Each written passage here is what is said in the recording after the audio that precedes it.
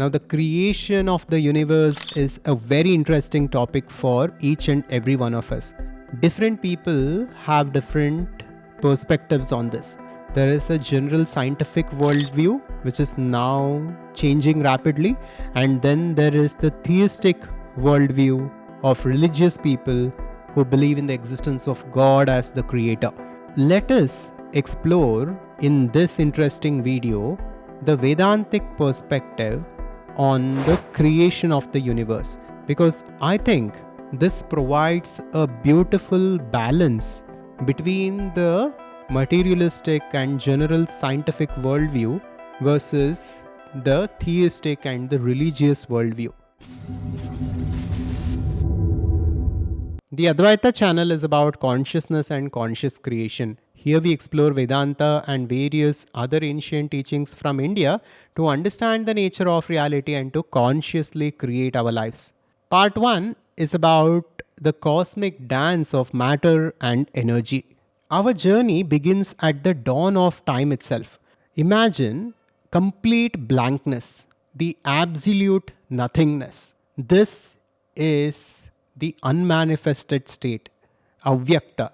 In a fraction of a second, this singularity explodes, giving birth to time, space, and the fundamental forces of nature.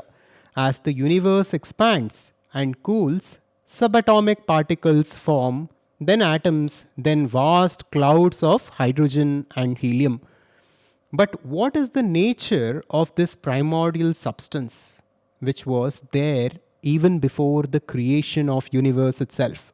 According to Vedanta, this is Brahman, the pure consciousness, which is the essential aspect of the universe and this reality.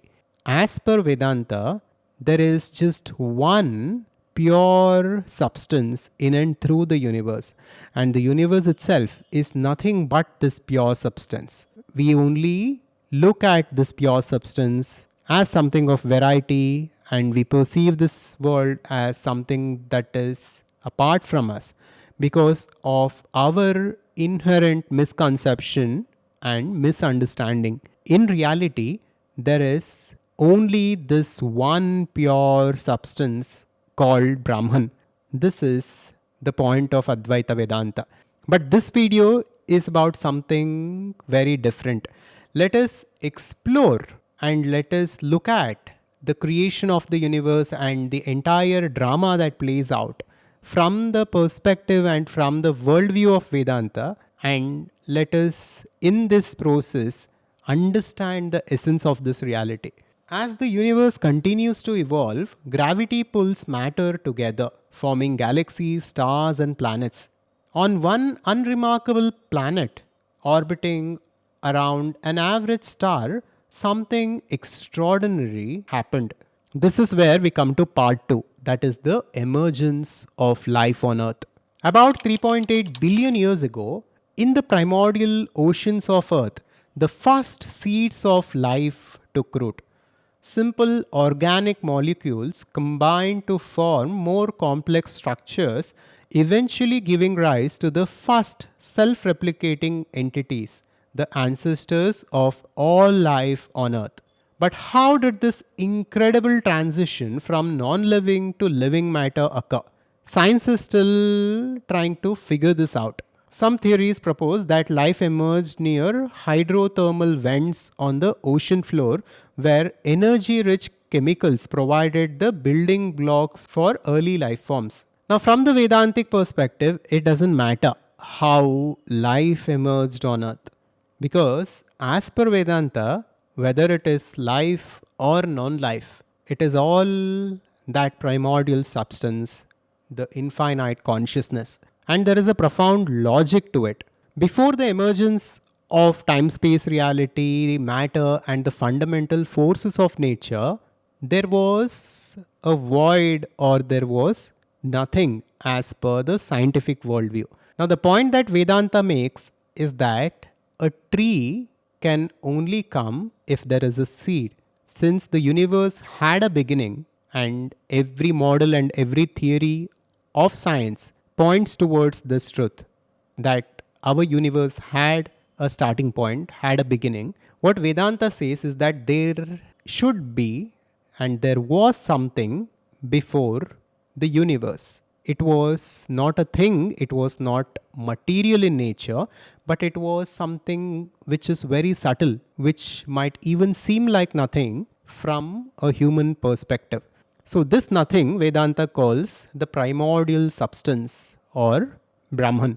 And since there was no space before the creation of the universe, since space itself emerged within that primordial substance, everything exists within this primordial substance. And since time itself didn't exist before the creation of the universe, even time exists as a concept within this primordial substance. And since all the fundamental forces and matter and everything that we see and feel all around us exists within this primordial substance, even what appears to exist as time, space, and matter is nothing other than the primordial substance or Brahman. This is how we must understand the reality from the worldview of Vedanta. Now, as life evolved on Earth, it became more diverse and complex. Single celled organisms gave way to multicellular life, and gradually the tree of life branches out into different forms that we see today. But throughout this incredible diversity, a common thread remains, that is, that primordial substance. It is that same original primordial substance that, from our perspective, seems to be evolving into different forms and different things. Part 3 is the rise of human mind and self awareness. Now, let's fast forward millions of years. Life has conquered the land, sea, and air, but a new member has come into the picture. And this species has access to a different dimension of reality through the mind and self awareness. Now, as per general scientific worldview, the mind and consciousness are an outcome of complex neural networks. Although this has not been proven yet, most scientists till date believe in this. But Vedanta offers a radically different viewpoint. Vedanta says that primordial substance, that is consciousness, which was there before the creation of the universe itself, is Brahman. And the mind and the consciousness that we have access to through this physical body is simply a channeled aspect of that infinite consciousness. And if we trace back our awareness or consciousness to the source, this is what we will realize.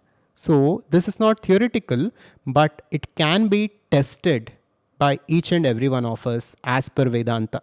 So, just like how a radio does not create anything but simply tunes into a certain frequency that already exists and manifests it through sound, even human body tunes into that infinite consciousness and channels that infinite consciousness through the instrument of the mind and experiences life. So, from the Vedantic perspective, consciousness is not created by the brain, but it is simply channeled by the brain. Consciousness already exists as the primordial substance in and through the universe, and it is always there. But what the brain does is that it creates a channel for that infinite consciousness through which it can find a limited expression through human awareness, which enables us to have subjective experiences. Now let's come to part 4, which is the quest to enlightenment. We have now arrived at the present day. Humanity has achieved incredible technological and cultural feats. We have walked on the moon, mapped human genome, and created global networks of instantaneous communication. Yet despite all our progress, many of us still feel a deep sense of disconnection and we experience lack of clarity and fulfillment. The answer to this, as per Vedanta, is to go within and find our true nature.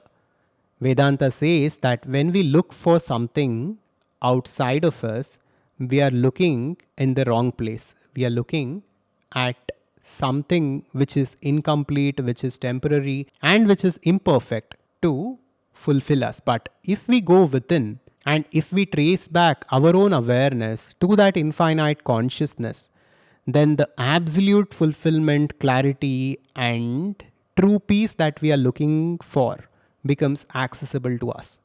And this process of realizing our true nature is called moksha in Vedanta. This is called enlightenment. This is called nirvana, liberation, etc. This is called by different names in different schools of thought, different religions, different cultures, but the essence is the same. Whether we look at this from the perspective of Hinduism, Buddhism, Jainism, or Christianity, the essential teaching is the same. It is about transcending the world and becoming one with the source, which was there before the creation of the universe, which is the universe, and which will continue to be even after the dissolution of the universe. This one primordial substance is that which was always there, and it is all there is. If we simply realize this and if we recognize ourselves to be that primordial substance, which is infinite, which is eternal, which is pure bliss, then we have attained the absolute state, the state of moksha, and we become one with the source. Now, from our perspective, when we look at the creation of the universe, when we look at the evolution of the universe, when we look at the emergence of life and the evolution of life, it seems like that primordial substance that was there at the beginning is being transformed somehow, and it is evolving to more and more complex forms somehow. And from our perspective, this may seem like the evolution of consciousness. But from the view of classical Advaita Vedanta, this is not the case. If we look at this reality from the perspective of that primordial substance, then there was never a creation to begin with. There was never sustenance, there was never dissolution. There was no emergence of different galaxies, different planets, different life forms, and there was never enlightenment. There was always that one primordial substance. This radical view is called Ajatavada, and one of the greatest teachers of Advaita Vedanta, Sri Gaudapadacharya, propounded this. And this has been the view of Advaita Vedanta for thousands and thousands of years. Even the works of Adiguru Shankaracharya points to this. The universe only seems to be created from our perspective. From the ultimate perspective, there is only one unchanging reality. We can call this God, we can call this Brahman, we can call this infinite consciousness, or we can use any labels, it doesn't matter. But this one primordial substance is that which was always there and which will always be there. This is the essence of Vedanta. And if we realize this, and if we realize ourselves as this primordial substance beyond this body and mind, we can transcend suffering forever and we can attain absolute fulfillment. Because through this we realize that we are truly infinite. I hope this has given you a life-changing perspective on reality.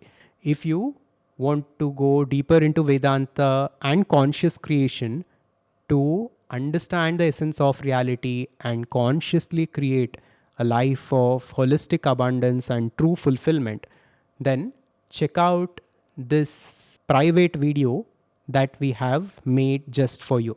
Now, this is an unlisted video. This is not accessible from anywhere else. You can watch this at the end screen after this video is completed, and we will make sure to leave the link for this in the description also.